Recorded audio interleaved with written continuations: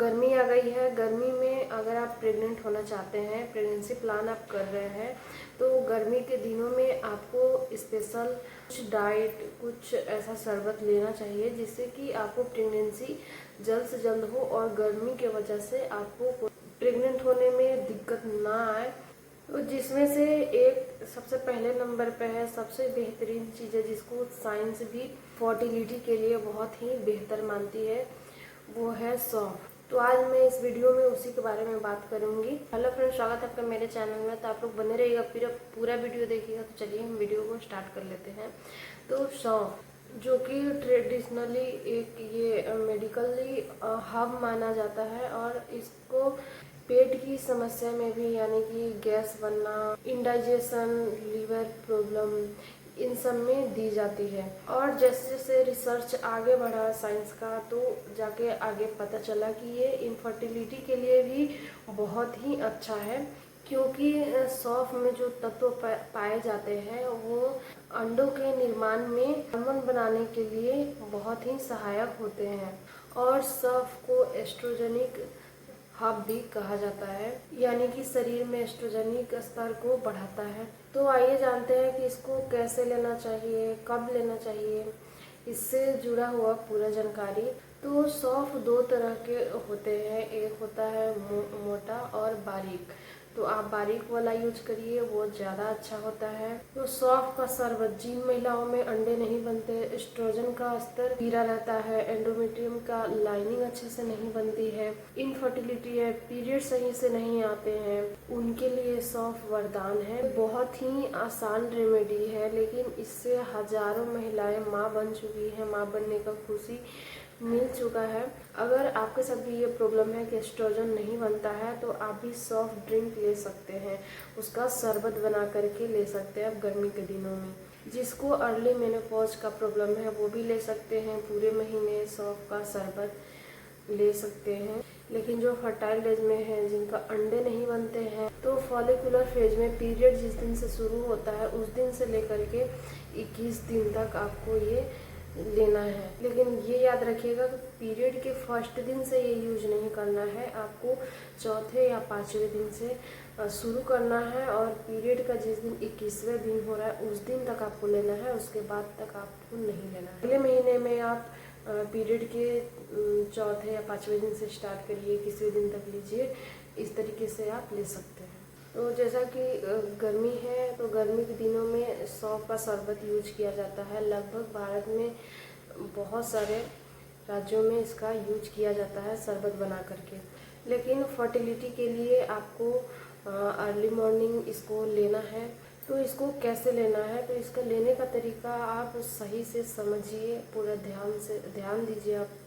तो आपको सौंफ और जो धागा वाला मिश्री आता है, इतना बड़ा बड़ा होता है वो, उसमें धागा होता है। एक आता है छोटा वाला, तो वो आपको नहीं लेना है, वो सही नहीं होता है। जो धागा वाला बड़ा बड़ा मिश्री आता है वो आपको लेना है। और आपको 1 गिलास या आधा गिलास पानी ले लेना है, 1 चम्मच सौंफ ले लेना है और 1 टुकड़ा मिश्री का ले लेना है। इतना कि मतलब हल्का उसमें मिठास आ जाए, इतना ही लेना है, इससे ज़्यादा मिश्री नहीं लेना है आपको। और इसको क्या करना है कि आप जब रात को सो रहे हैं उस समय इसको भिगो करके रख देना है पूरी रात। और अगली सुबह आप उठिए, अगर आपको कोई मेडिसिन चलता है सुबह सुबह तो वो आप ले लीजिए। और वो मेडिसिन लेने के 30 से 40 मिनट बाद, और इसको जार में लेकर के इसको ब्लेंड कर लीजिए। और हल्का ब्लेंड करना है ताकि, और अच्छे से हल्का हल्का रुक रुक के ब्लेंड करना है ताकि सौंफ का फ्लेवर पानी में आ जाए। इस तरीके से आपको कर लेना है।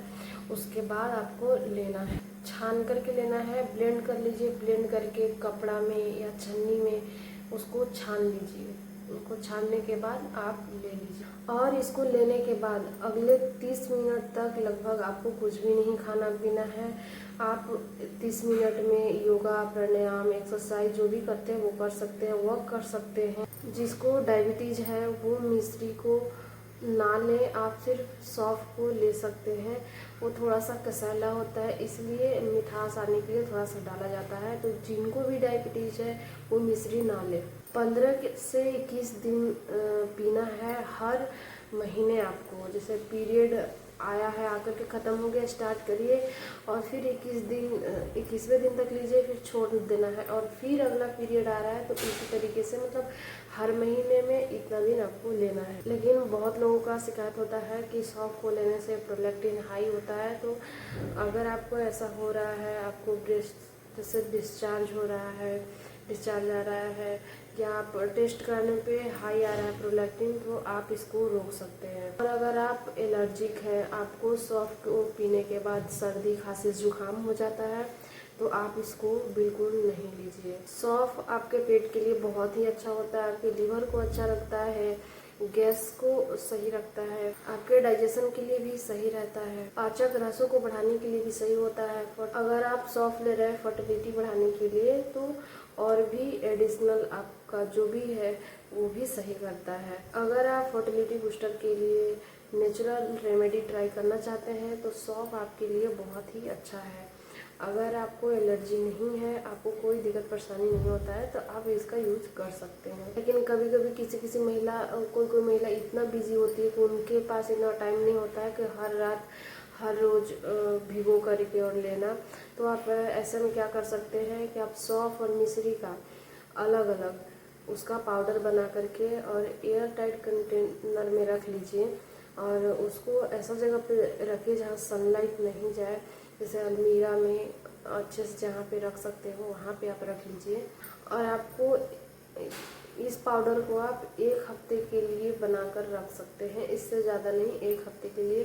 और क्या करना है कि सुबह उठते ही आप 1 चम्मच 1 से 1.5 चम्मच ले लीजिए, आधा से 1 गिलास में उसको घोल करके और आप इस आधा घंटा भिगो करके और उसको छान करके ले सकते हैं। जानकारी अच्छी लगी हो तो वीडियो को लाइक कर दीजिएगा, चैनल को सब्सक्राइब कर लीजिएगा ताकि आगे जो भी हम जानकारी दो आप तक पहुँचे।